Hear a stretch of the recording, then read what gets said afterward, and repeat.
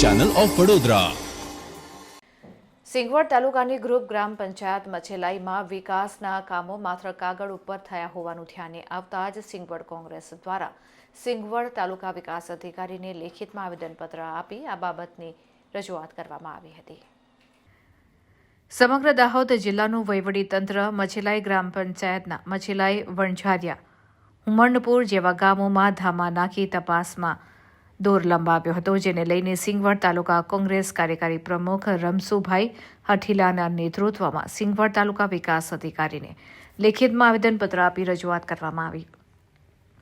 જય સંગાડાએ જણાવ્યું કે થોડા દિવસ પહેલા મછેલાઈ ગ્રામ પંચાયત ખોટા જોબ કાર્ડ બનાવી ભ્રષ્ટાચાર આચર્યો હોવાની વાત બહાર છે, જેની તપાસ ચાલુ છે। તેવામાં સિંગવડ તાલુકાના ભૂતખેડી ગ્રામ પંચાયતમાં મનરેગા યોજના હેઠળ વર્ષ 2023-24માં થયેલ કામગીરીમાં ભ્રષ્ટાચાર થયેલ હોવાની શંકા છે, જેમાં ભૂતખેડી ગ્રામ પંચાયતના રહીશ માલ નરેશભાઈ ધીરાભાઈના નામે ચેકડેમ મંજૂર થયો હતો અને જેના નાણાં તારીખ 7/3/2024ના રોજ જમા થયા હતા, પણ આ લાભાર્થીને આજ દિન સુધી યોજનાનો એક પણ રૂપિયો મળ્યો નથી કે કોઈ લાભ લાભાર્થીને મળ્યો નથી।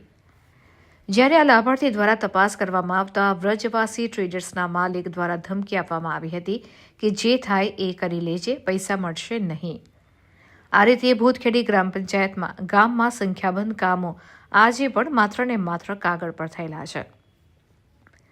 આ સિવાય દાસા ગામના એક લાભાર્થી સાથે પણ મનરેગા યોજના હેઠળ કૂવો મંજૂર કરવા બાબતે છેતરપિંડી થયેલ હોવાની વાત બહાર આવી છે।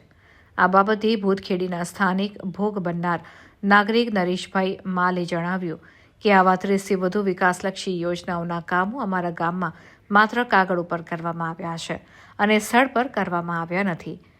જ્યારે સમગ્ર સિંગવડ તાલુકામાં છેલ્લા 2 વર્ષ દરમિયાન થયેલ કામગીરીની સ્થળ તપાસ કરી જે તે કર્મચારીઓ વિરુદ્ધ કાયદેસરની કાર્યવાહી કરવામાં આવે તેમ એક આવેદનપત્રમાં લેખિતમાં આપીને તપાસની માંગ કરવામાં આવી હતી।